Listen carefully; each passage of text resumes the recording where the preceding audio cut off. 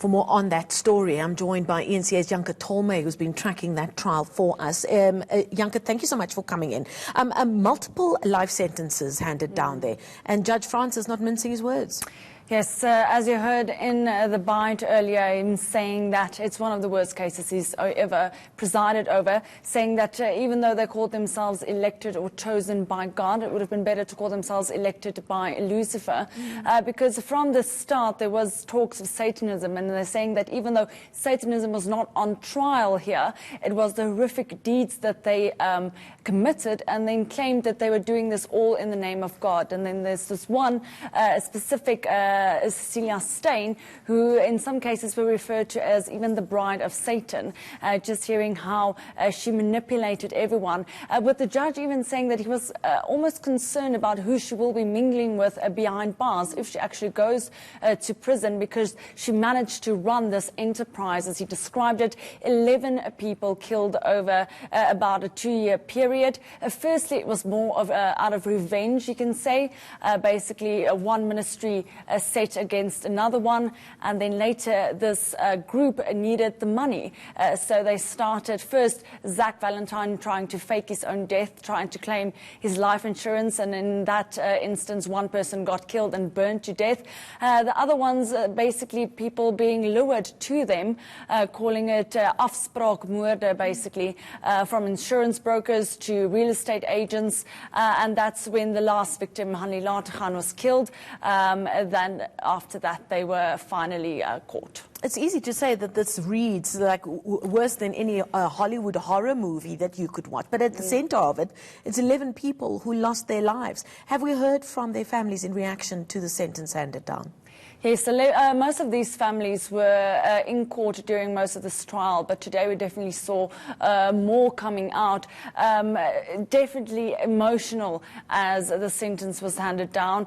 When some of them, when the three actually made their way downstairs, some of them actually shouting things at them, which I can't repeat at the moment. But all of them, it's been a long time. I think they're all really happy to close this chapter finally. This is the second part of the group. You have to remember there's already people serving time, including Marcel Steyn's own mother and her brother. So this was a family, and some of them were involved in this from that they were from the age of 11 about. But I did manage to speak to some of them. They're all saying that they're really happy with the sentence that has been handed down. There was also an applause in court and hugs being given around.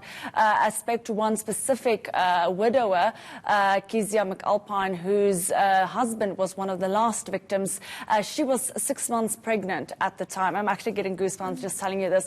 Her son is now 3 years old, and he doesn't obviously know exactly what happened. He knows his father's not around anymore, but his wife, very, very emotional, speaking to us afterwards, just saying that she's really happy. Nothing's going to bring her husband back, but at least they are getting some sort of payment for what they've done.